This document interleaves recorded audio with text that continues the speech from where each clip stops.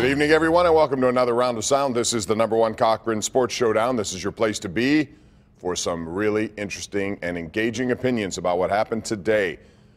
We have a lot to talk about, so the #1 and mostly only topic we'll get into tonight is the Steelers, who are now in free fall. After losing 3 games in a row, they're now 0-4 against the AFC West, and they lost to a 2-10 football team today, and they violated just about everything we could think of to get that loss. Here's your panel left to right on your television screen. We have Paul Zeise from the Post-Gazette at 93.7 The Fan. In the middle is Jeff Hathhorn, the sports director, 93.7 The Fan. And to the right, we have Tim Benz, a wounded wing there for Tim Benz. You're playing through the pain. It's all right. I'm injured. Just put me back in the middle of the show. Are you cleared to play, though? Can you do this tonight with that hand? Yeah, I got cleared at halftime, and you just put me in if you really need me late, okay? All right, I broke my hand punching the television, signaling, time out! Time out! We'll get into that because we pretty much did the same, screaming up here, so we lost our voice, not our hand.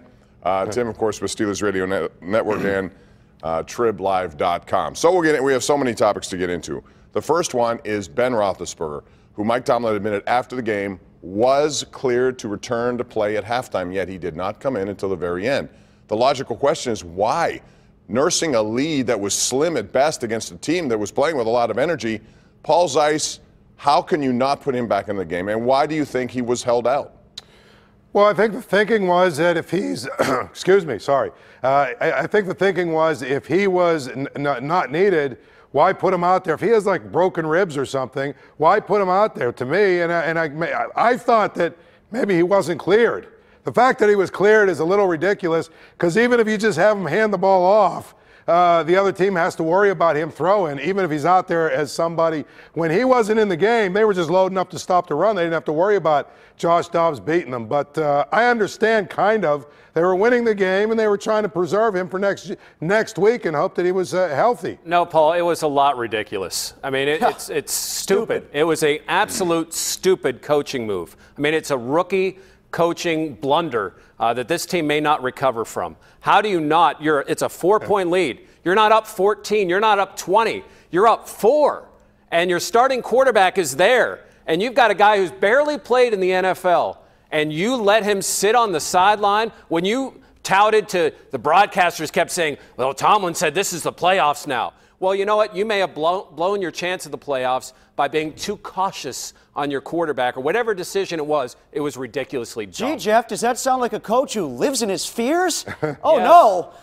Now, I agree with everything Jeff said there. Let me tell you something. I want to tell this to Mike Tomlin and to anybody who's defending this decision.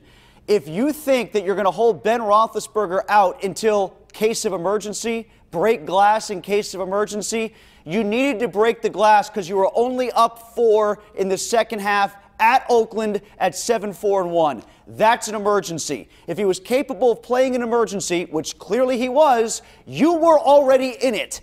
And the fact that they don't understand that, didn't understand it at the time, speaks volumes about how overly inflated of an opinion they have of this football team, which we all should have seen this coming with this second half schedule. The Raiders are terrible, though. I mean, come on.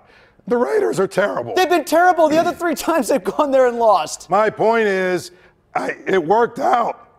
This is on the defense. They brought him in. Yeah, but you're trusting your... They brought him in, he scored, and it worked out. But, Paul, they had only a 4-point lead.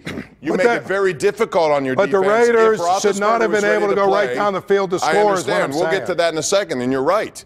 That shouldn't happen because this defense hasn't made plays. So they broke the glass. They brought him in. They took the lead. The game should have been over. But why do you allow a team to hang around? This is a dangerous team to hang around, and by keeping Roethlisberger out, they hung around. Derek Carr is good enough to get it done. Bob, it would have made more sense to have him score again and then take him out. You know, if you're worried about it, if he's capable of playing, try to stretch the lead and then put him down. But, you know, in my opinion, if you're looking at that margin of victory or that lead, you can't trust your defense to hold it. It's the same thing with the timeouts. You trusted your defense with the timeouts, and you trusted putting the backup quarterback in because you assume that defense can hold a lead. What defense have they been watching? And that's the difference right there. If you had a defense that made plays at the end of games, this one doesn't. If you had one that does, then I could understand more of that philosophy. Well, you know what? We'll let our defense win. His thing was, defense can't win it. His thing was he wanted his timeout for his offense. Yeah, but you put yourself in a situation where you could have had 0 time left. I get that, and I understand that. Needed a miraculous I agree. hook and lateral. But his explanation was that he wanted a timeout for his offense. Well, that's the wrong call there. You have to utilize. Now, as it turned out, they never used it, so they leave the game pocketed 1 loss. It worked out for him earlier timeout. in the year, and now he thinks it's going to work out every time, and it didn't. It was the wrong call then, and he got away with it, and it came back to bite him this time. Every time the announcers kept saying, "What's Oakland doing?" They're letting it run down. I was thinking the opposite. Right. I said, so was I. I have to assume they're going to score there. The way this defense has been all year in terms of critical situations, they haven't responded to it. All right. So we'll talk about another facet of this game, which is mind-boggling to me. Chris Boswell, the multi-million-dollar kicker who gets a new deal, was as good as any kicker in the game his first 3 years, and now all of a sudden everything's changed. I thought he had snapped out of it. That kick at the end, you can tell me, excuse me, all you want. He slipped, I get that, but he missed a critical kick earlier, and that played havoc with this game. So, Jeff Hathhorn, what do you do with Chris Boswell? Because Mike Tomlin did not exactly give him a vote of confidence after this game. No, and I think that coughing was appropriate for Chris Boswell because his season has been a disaster, and they should cut him. You know what? If this is Neil Huntington, and the Pirates had some guy that kept underperforming that you could get rid of, they'd say, "Oh, they're too cheap to get rid of this guy." Cut Chris Boswell. Prove that you really want to win. There's other kickers out there. Raiders have one. Raiders picked up some guy off the street. He doesn't miss. This guy misses all the time. Yeah, this is a kicker who's broken right now because he doesn't have any confidence. He's got some sort of flaw that results in every kick going the same direction in the sense that he's pushing everything right.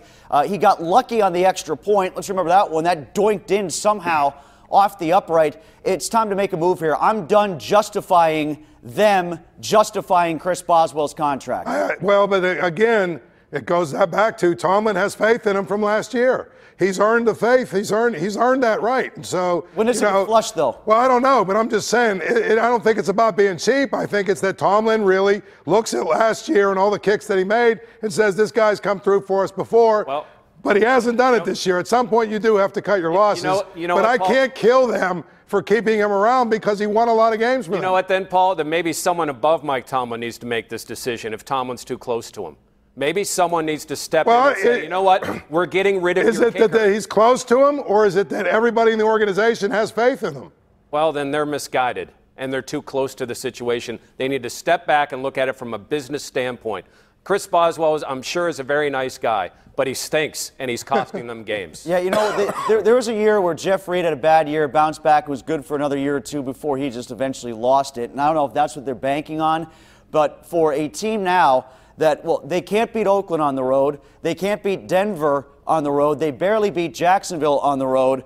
If they're going to even compete with New England and New Orleans, you think it's going to be by more than a field goal? Because I don't, and I don't trust that guy. We have a lot more on those topics coming up, so stick around. We're just getting started. I want to remind you, though, that the venue is a critical part of every fan experience, and if you're a fan of luxury cars, you have to visit the all-new Audi Pittsburgh in the Strip District. I did, and I was blown away by this 4-story world-class showroom, and the Audi vehicles inside are equally impressive. Stop by now for special grand opening offers at the Audi Pittsburgh on the Strip District. We'll be back with more coming up right after this.